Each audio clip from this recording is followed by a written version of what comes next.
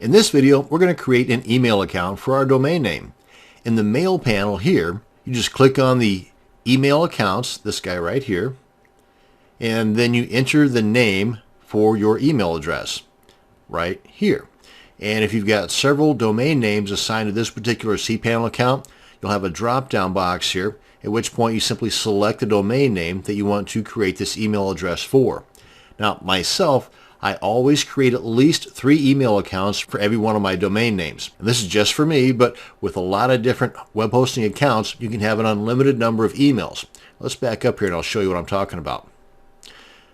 Over here on the left panel, under email accounts, you'll see here where I've got an unlimited number available. And currently, I've got only 3 of those unlimited created. So we come on back here into email accounts. The ones that I create for every one of my domain names is name, that would be my name, at, then the domain name. Another one is sales, at, then the domain name. And the third one is support, at, then the domain name. Now, like with this particular web hosting account, I can have as many different email accounts as I want. So, for example, if I were to hire some outsourcing work, I can assign an email account for that particular person or persons. And once they've completed their task, then I can just come in and delete that particular email account. So in this case, let's go ahead and add Joe at this domain name, give it a password, and I'm going to use the password generator because that's usually pretty solid.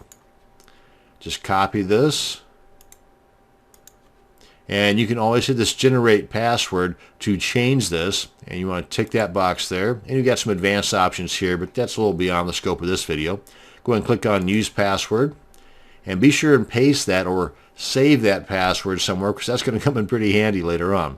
Now here under the mailbox quota, you can either go with the default amount, or you can choose unlimited, or you can adjust this. Now you can always come back later on and adjust this if you find that you're using close to or getting ready to exceed the mailbox quota space that you've allotted yourself here. So really that's why I always go with unlimited, but that's just me.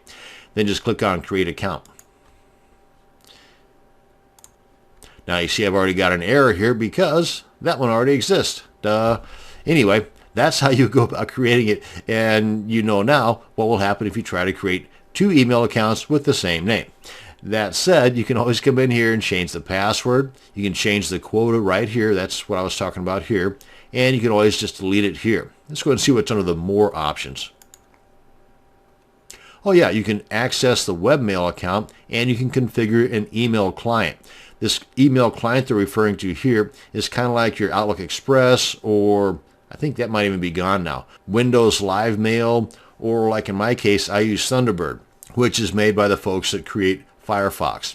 So we take a look at the Access Webmail. Tell you what, let's come on back here for a second. That would be this right here. Now I don't use these myself because like I said, I use Firefox, but anytime that you create an email account, they're automatically viewable here in any one of these because they all show the same thing. They just show them in different ways. For example, under Horde, this was probably the more powerful of the 3. Click on login. I say powerful because it also allows you to create filters, which is a little beyond the scope of this video, but you can create filters, you can do all kinds of stuff here. But here's where you can look at the inbox, the messages that have come in here, and these are the same things that would show up in my Firefox or my Outlook Express or my Outlook or Windows Live Mail or whatever third-party email client you might use. So we come on back here. Actually, I'm just going to go ahead and get out of here altogether. If we were to take a look at the email account, then come on down here to configure email client.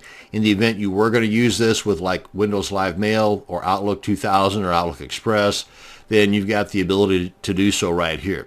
They can walk you through the entire setup process, and you've got all the details over here that you're going to need to be able to effectively activate that third-party email client. And there's a lot of other things you can do by creating additional email addresses. For example, you might be able to set up autoresponders or mailing lists set upon a particular email address that you create here. And that's going to bring us to the end of this video on creating an email account. Thanks for watching, and you have a great day.